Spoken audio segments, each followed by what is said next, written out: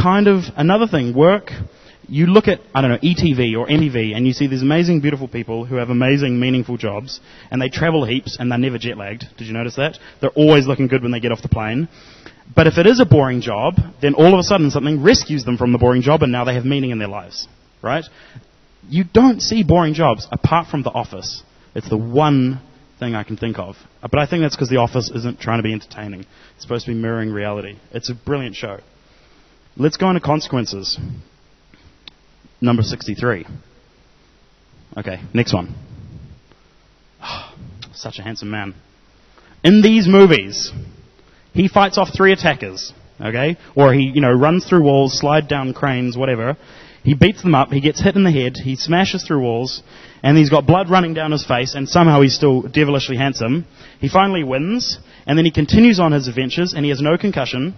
He has no internal bleeding. He has no permanent damage. And then later, about 2 or 3 days later, he just meets a woman and they happen to have passionate sex. And it's amazing. And you assume it's unprotected, but it's in an office or a hotel or something like that. She doesn't get pregnant. Neither of them get an STD, even though he's clearly sleeping with a million different women, and that's what leads to STDs. No one gets emotionally attached. So, really, who cares? Right? And then at the climax of the film, at the end, he chases the uber bad guy across the city, smashes up an entire freeway, kills, I'm sure, countless people, and the cops don't even arrest him. They don't even have an inquiry, because the point is that in the hyper-reality that is presented, not just in movies, but in everywhere else, there are no consequences. And we slowly start believing that the more that we soak ourselves in this world. So, here's the question. What are there consequences for? Okay, I've probably just answered all of them. You could just talk about James Bond. But there are many different ways, and everything has a consequence, okay?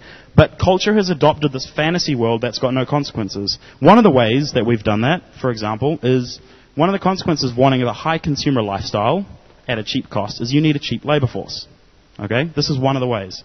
Economic theory says you need a cheap labor force to produce, the cheap products that we all want. But what does that mean? It means that we all have a vested interest in keeping the world poor. The rest of the world, not our world, the rest of the world, because if they're poor, then I can go out and own 15 shirts in my closet. Because if everyone was earning the same amount, I couldn't. It's not possible, right? Or I can get shoes made in India because there's a little boy there who is getting paid nothing to make my shoes for me, and they're handmade in India, Italy, whichever way you look at it. But every decision that we make has a consequence. And it's not just, if you have sex with 1,000 people, you'll get an STD. It's down to what you buy has a consequence on someone else's life. There are consequences in the world. And this leads into injustice. Right? Behind everything hyperreality tells you, there is quiet voices that you will never see unless you go there, of poor people and disenfranchised people who are dying while we are living. So September 11 killed 3,000 people. So what? There's 30,000 kids dying every day from hunger, right? September 11 is a blip on the map of this world that we live in. This is where the injustice comes in, okay? They're preventable diseases. I can go down to the store down there and I can buy, what are they called? Antibiotics, which fix me from everything. But the same treatable diseases, someone can't get at the same price overseas, even though they're in a poorer part of the world. All right? We're starting to see why hyperreality doesn't mix with reality. Let's go to pain. There's pain, insignificance, and death. And then I'll be done. Okay.